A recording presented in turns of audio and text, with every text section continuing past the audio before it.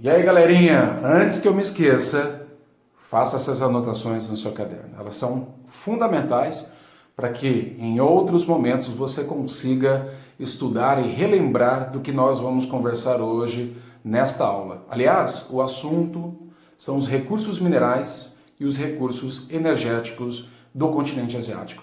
Beleza, galera? Bora? Vem comigo então.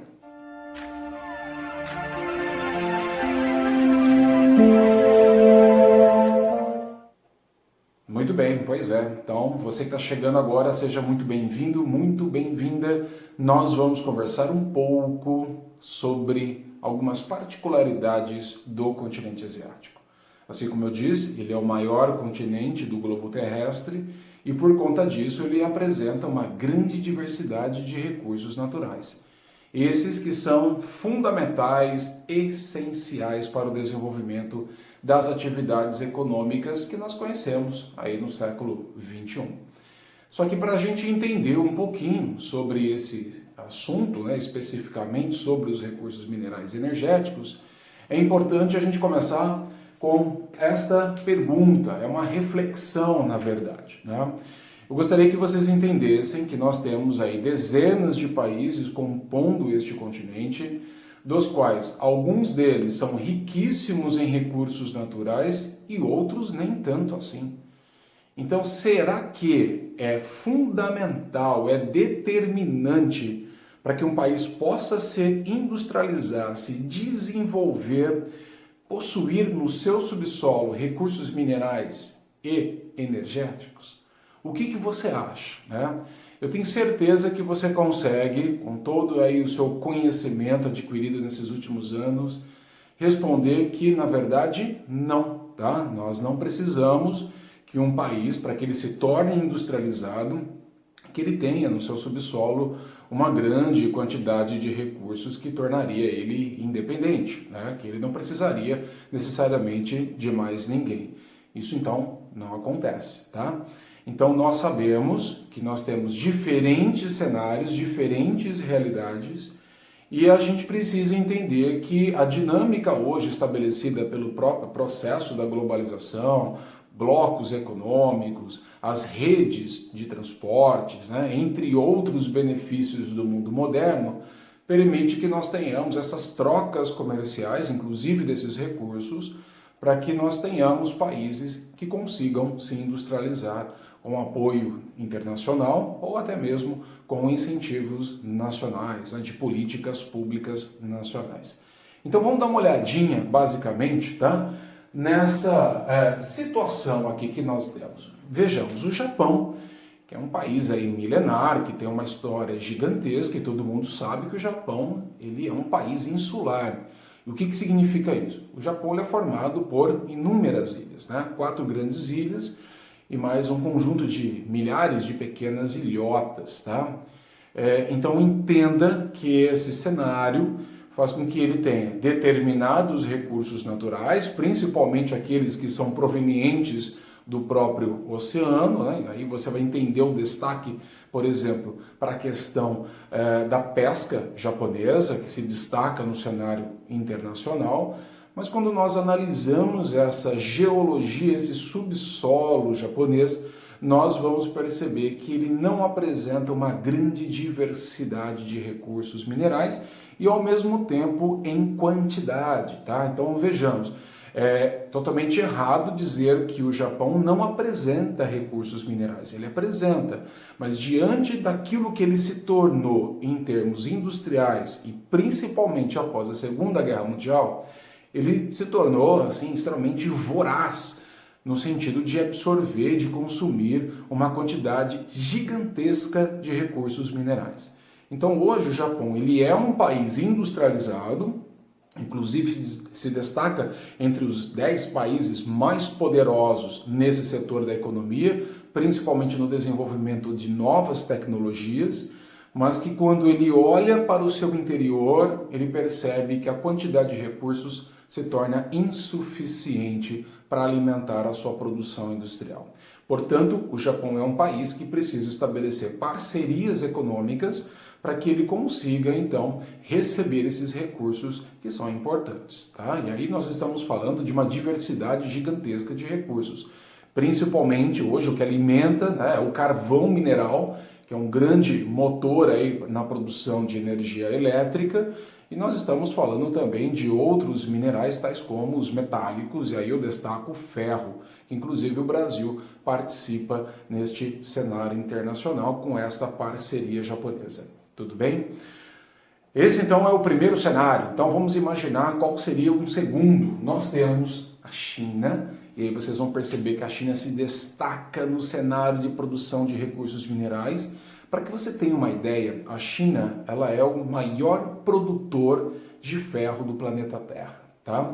Além de ferro, ela se destaca também com relação ao potássio, ela é rica em zinco, rica também em chumbo, entre outros recursos minerais. É o terceiro maior produtor mundial de cobre, para que você tenha uma ideia. Então esse é um outro cenário, é um país que tem muitos recursos naturais, entretanto, por ser uma grande potência industrial do nosso planeta, aliás, é o país mais industrializado hoje no mundo, em termos de quantidade de produção que alimenta esse planeta, a China, por mais que ela tenha recursos naturais, ela não consegue abastecer o parque. Então, o que ela precisa? Importação.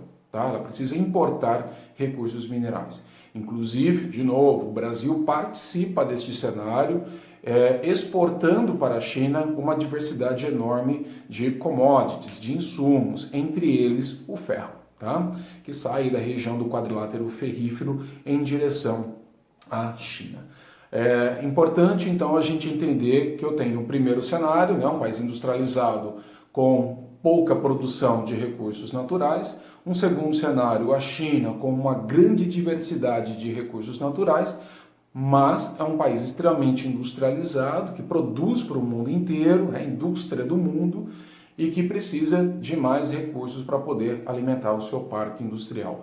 E um terceiro cenário são os países que são mais pobres, países que são essencialmente rurais, tais como aqui no exemplo que eu coloquei para ti, Butão, né? É um país que tem aí determinados recursos minerais, mas dentro de um cenário comercial mundial, ele não apresenta uma certa importância dentro desse setor, né? O PIB dele é composto basicamente pelas atividades rurais. Tudo bem até aqui, galera? Muito fácil, tá? Então entenda que o continente ele apresenta diferentes cenários, diferentes aspectos com relação à distribuição desses recursos naturais. E não tenha dúvida, tá? Quem se destaca é a China. A China é o maior produtor desses recursos. Aí vale a pena, inclusive, você buscar a lista do ranking, melhor dizendo, dos principais produtores de determinados produtos, principalmente os minerais metálicos, que é o que ajuda a movimentar o planeta Terra. Eu trouxe aqui para vocês também a questão dos recursos energéticos. E aí vejamos, quando nós falamos de recursos energéticos, são aqueles que vão ajudar a desenvolver, a produzir a energia elétrica, principalmente energia elétrica. É lógico que quando a gente fala de energia, nós temos outras variantes, então imagina o setor de transportes, que embora agora esteja se tornando elétrico, não necessariamente depende da eletricidade para poder acontecer. Mesmo porque desde lá do século XIX nós já temos motores a combustão e o mundo necessita muito de vários recursos energéticos para movimentar esses automóveis, caminhões, entre outros meios de transporte. Tá claro? Então imagina como que o mundo precisa desse recurso para poder se movimentar literalmente, tá? E aí eu não estou falando do planeta Terra, estou falando das pessoas, ok? Desculpem aí. Então o primeiro recurso que eu trago para vocês é o carvão mineral, que aliás, adivinhe quem é o maior produtor de tal recurso no planeta? Pois bem, é ele mesmo, no caso é ela, né? É a China, a maior produtora de carvão mineral do planeta Terra. Inclusive, um dos maiores consumidores de carvão também. Então entenda que aí naquela balança que nós estávamos discutindo, vai acontecer aí alguns fenômenos, tais quais, né, ele precisa procurar mais recursos energéticos. Então eu coloquei aqui para vocês os 3 principais do continente asiático.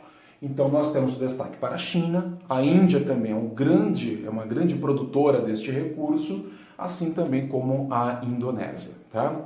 O carvão mineral, todo mundo sabe, todo mundo discute a questão do seu aproveitamento, é um produto que é muito bem valorizado no mercado em função da sua capacidade de transformação, né? O seu poder calorífico é gigantesco.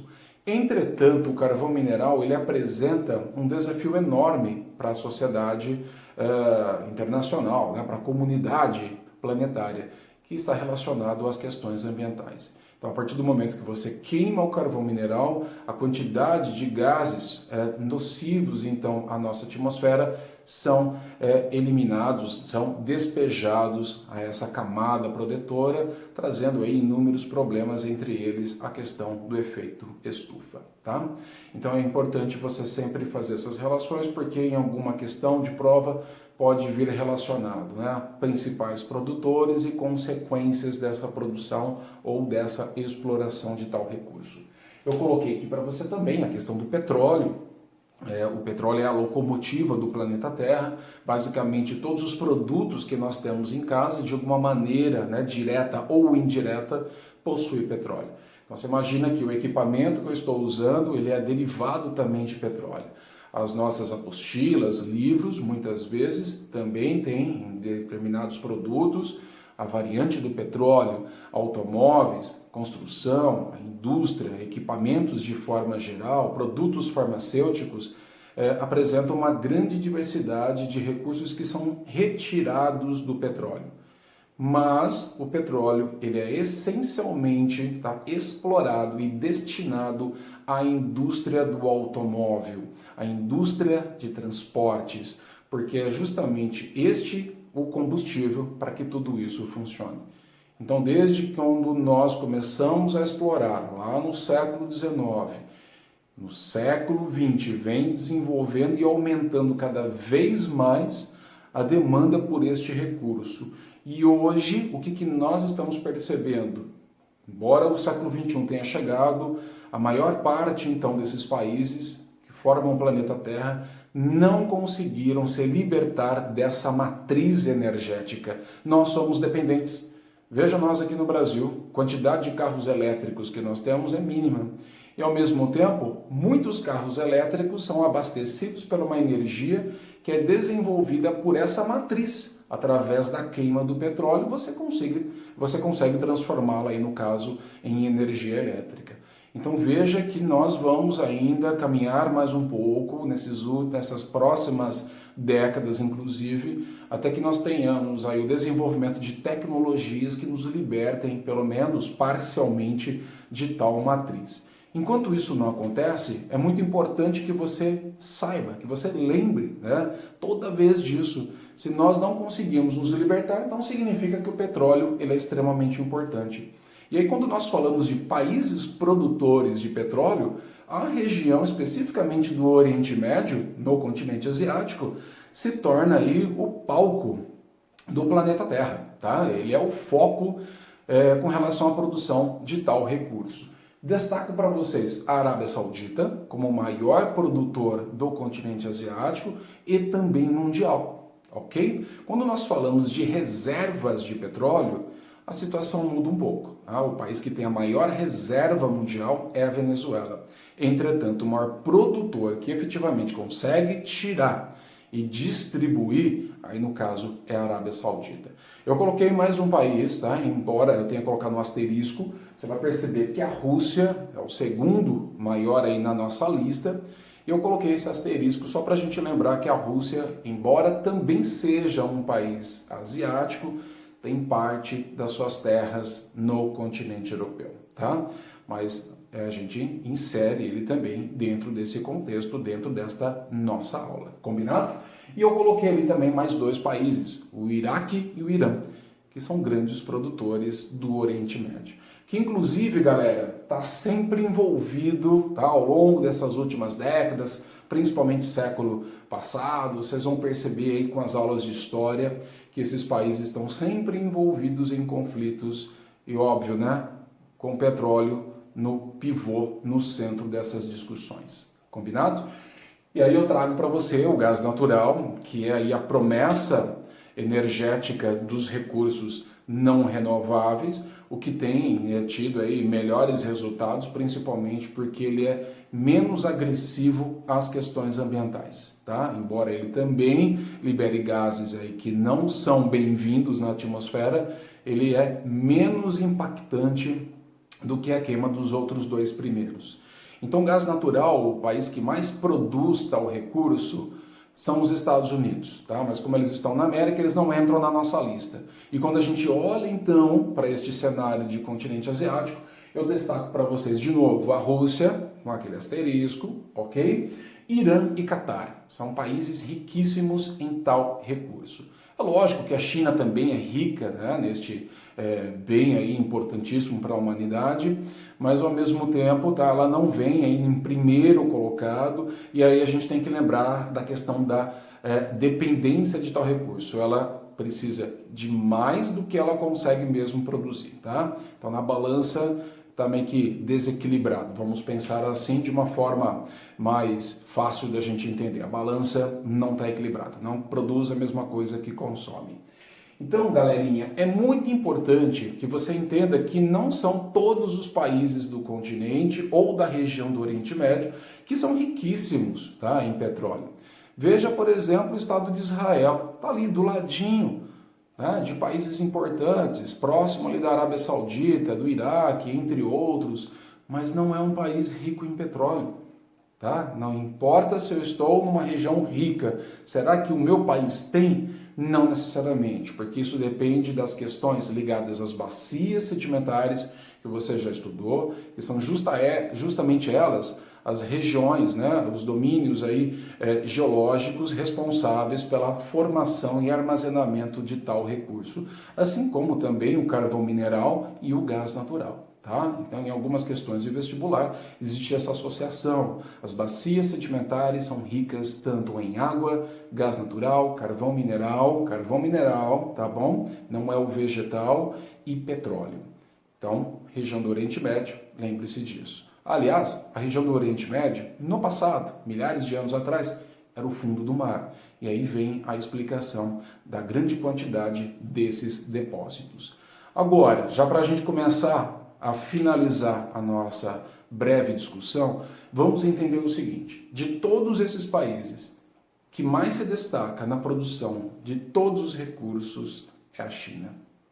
A China, ela conseguiu, vamos pensar assim, em termos naturais, acumular uma riqueza gigantesca de recursos minerais e também energéticos. Isso contribuiu e muito para o seu desenvolvimento econômico e para buscar, inclusive, a liderança mundial para os próximos anos. Né? Então, os Estados Unidos se sente, inclusive, muito ameaçado com essa grande possibilidade e, ao mesmo tempo, esse ritmo de crescimento que a China vem demonstrando, mesmo em épocas de pandemia.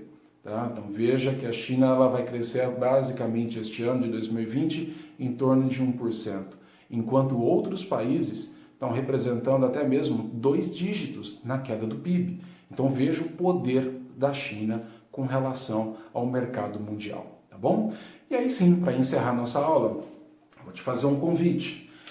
Quando nós falamos sobre recursos energéticos, é muito importante que vocês compreendam, entendam quem é a OPEP, a Organização dos Países Exportadores de Petróleo.